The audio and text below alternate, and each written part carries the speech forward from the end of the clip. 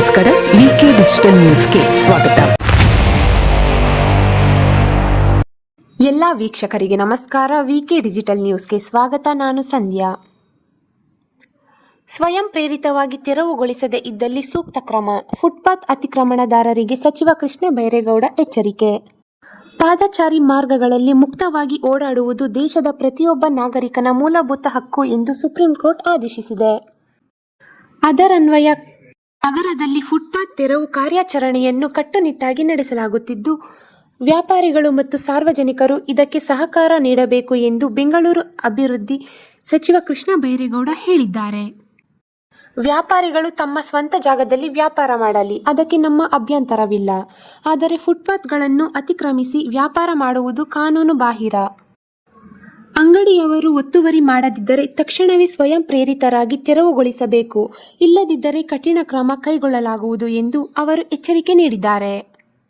ಫುಟ್ಪಾತ್ಗಳ ಅತಿಕ್ರಮಣದಿಂದಾಗಿ ಬೆಂಗಳೂರು ನಗರದಲ್ಲಿ ಸಾರ್ವಜನಿಕರಿಗೆ ಆಗುತ್ತಿರುವ ಪ್ರಾಣಾಪಾಯದ ಬಗ್ಗೆ ಸಚಿವರು ಕಳವಳ ವ್ಯಕ್ತಪಡಿಸಿದ್ದರು. ಪಾದಚಾರಿ ಮಾರ್ಗಗಳು ಅತಿಕ್ರಮಣಗೊಂಡಿರುವುದರಿಂದ ಜನರು ನಡೆಯಲು ಜಾಗವಿಲ್ಲದೆ ಮುಖ್ಯ ರಸ್ತೆಗೆ ಇಳಿಯಬೇಕಾದ ಅನಿವಾರ್ಯತೆ ಇದೆ.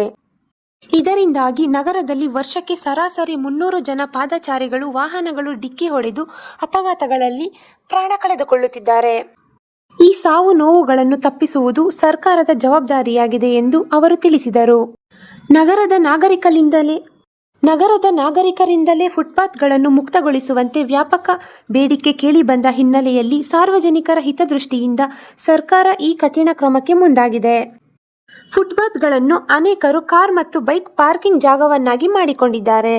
ಇದು ಸಾರ್ವಜನಿಕ ಆಸ್ತಿಯಾಗಿದ್ದು, ಪಾರ್ಕಿಂಗ್ ಮಾಡುವವರು ಸಹ ಕಾನೂನಿಗೆ ಗೌರವ ಕೊಟ್ಟು ಸಹಕರಿಸಬೇಕು ಎಂದರು. ಫುಟ್ಪಾತ್ ಒತ್ತುವರಿ ತೆರವುಗೊಳಿಸುವಂತೆ ಸುಪ್ರೀಂ ಕೋರ್ಟ್ ಆದೇಶದ ಎಲ್ಲ ಸರ್ಕಾರಗಳಿಗೆ ಕಟ್ಟುನಿಟ್ಟಿನ ಸೂಚನೆ ನೀಡಿದೆ. ನ್ಯಾಯಾಲಯದ ಈ ಆದೇಶವನ್ನು ಜಾರಿಗೆ ತರಲು ಬೆಂಗಳೂರು ಅಭಿವೃದ್ಧಿ ಪ್ರಾಧಿಕಾರ ಅಧಿಕಾರಿಗಳು ಹಾಗೂ ಪೊಲೀಸರು ಜಂಟಿಯಾಗಿ ನಗರದಾದ್ಯಂತ ವಿಶೇಷ ಕಾರ್ಯಾಚರಣೆ ಕೈಗೊಂಡಿದ್ದಾರೆ. ಬೆಂಗಳೂರು ನಗರದಲ್ಲಿ ಸರಾಸರಿ ಅಂದಾಜು 15,000 ಕಿಲೋಮೀಟರ್ ರಸ್ತೆ ಜಾಗವಿದ್ದು, ಇದರಲ್ಲಿ ಅತಿ ಹೆಚ್ಚು ಜನಸಂದಣಿ ಇರುವ 15% ಮುಖ್ಯ ರಸ್ತೆಗಳ ಪಾದಚಾರಿ ಮಾರ್ಗಗಳನ್ನು ಸದ್ಯ ಮೊದಲ ಹಂತದಲ್ಲಿ ತೆರವುಗೊಳಿಸಲಾಗುತ್ತಿದೆ ಎಂದು ಸಚಿವರು ಈ ಸಂದರ್ಭದಲ್ಲಿ ತಿಳಿಸಿದರು. ಬಿಜೆಪಿ ಶಾಸಕ ಸಿ.ಕೆ. ರಾಮಮೂರ್ತಿ ಆಪ್ತ ಸೋಮಶೇಖರ್ ರೆಡ್ಡಿಗೆ ಚಾಕುವಿನಿಂದ ಇರಿತ. ಜಯನಗರದ ಬಿಜೆಪಿ ಶಾಸಕ ಸಿ.ಕೆ. ರಾಮಮೂರ್ತಿ ಆಪ್ತನಿಗೆ ಚಾಕುವಿನಿಂದ ಇರಿದಿರುವ ಘಟನೆ ಬೆಂಗಳೂರಿನಲ್ಲಿ ನಡೆದಿದೆ. ಸೋಮಶೇಖರ್ ರೆಡ್ಡಿ ಚಾಕು ಇರಿತಕ್ಕೊಳಗಾದ ವ್ಯಕ್ತಿ. ಜಯನಗರದ 9ನೇ ಬ್ಲಾಕ್ನಲ್ಲಿರುವ ಶುದ್ಧ ಕುಡಿಯುವ ನೀರಿನ ಘಟಕದ ಬಳಿ ಘಟನೆ ನಡೆದಿದೆ. ಹೊಟ್ಟೆ, ಎದೆ, ಬೆನ್ನಿಗೆ ಚಾಕುವಿನಿಂದ ಇರಿಯಲಾಗಿದೆ. 24ನೇ ತಾರೀಕು ಸಂಜೆ ಹಲ್ಲೆ ನಡೆದಿದೆ ಎನ್ನಲಾಗಿದೆ.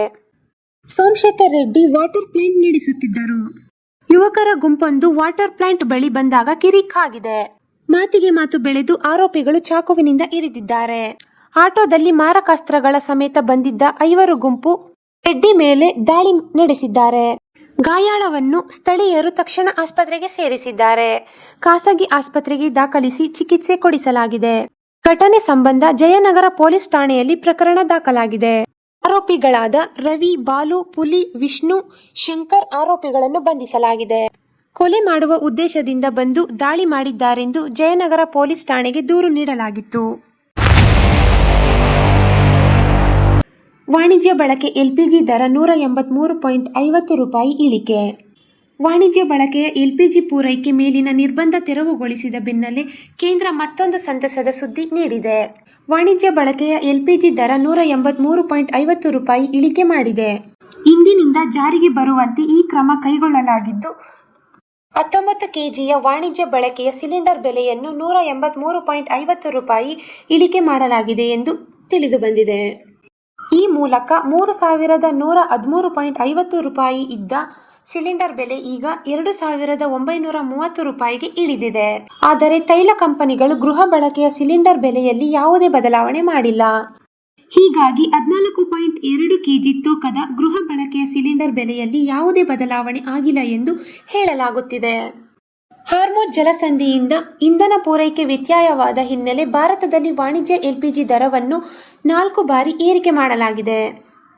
ಭಾರಿ ನಷ್ಟ ಅನುಭವಿಸುತ್ತಿದ್ದ ತೈಲ ಕಂಪನಿಗಳು ಮಾರ್ಚ್ನಲ್ಲಿ 144 ರೂಪಾಯಿ, ಏಪ್ರಿಲ್ನಲ್ಲಿ 195.50 ರೂಪಾಯಿ, ಮೇನಲ್ಲಿ 993 ರೂಪಾಯಿ ಹಾಗೂ ಜೂನ್ನಲ್ಲಿ 42 ರೂಪಾಯಿ ಏರಿಕೆ ಮಾಡಿದ್ದರು. ಒಟ್ಟು 4 ಹಂತದಲ್ಲಿ 1374.50 ರೂಪಾಯಿನಂತೆ ಏರಿಕೆಯಾಗಿದ್ದನ್ನು ಇಲ್ಲಿ ನೆನಪಿಸಿಕೊಳ್ಳಬಹುದು. ಈ ಸಮಯದಲ್ಲಿ 14.2 ಕೆಜಿ ಗೃಹ ಬಳಕೆಯ ಎಲ್ಪಿಜಿ ದರವನ್ನು 2 ಬಾರಿ ಏರಿಕೆ ಕಂಡಿತು. ಮಾರ್ಚ್ನಲ್ಲಿ 60 ರೂಪಾಯಿ ಹಾಗೂ ಜೂನ್ನಲ್ಲಿ 29 ರೂಪಾಯಿ ಹೆಚ್ಚಿಸಿ ಒಟ್ಟು 89 ರೂಪಾಯಿ ಏರಿಸಲಾಗಿತ್ತು. ಇದು ಈವರೆಗಿನ ಸುದ್ದಿಗಳು. ಮತ್ತಷ್ಟು ಸುದ್ದಿಗಳಿಗಾಗಿ ನೋಡ್ತಾ ಇರಿ ವಿಕೆ ಡಿಜಿಟಲ್ ನ್ಯೂಸ್. ವೀಕ್ಷಕರೇ, ವಿಕೆ ಡಿಜಿಟಲ್ ನ್ಯೂಸ್ ಯೂಟ್ಯೂಬ್ ಚಾನಲ್ ಅನ್ನು ಲೈಕ್ ಮಾಡಿ, ಸಬ್ಸ್ಕ್ರೈಬ್ ಮಾಡಿ ಮತ್ತು ಹೆಚ್ಚಿನ ಜನರಿಗೆ ಶೇರ್ ಮಾಡಿ.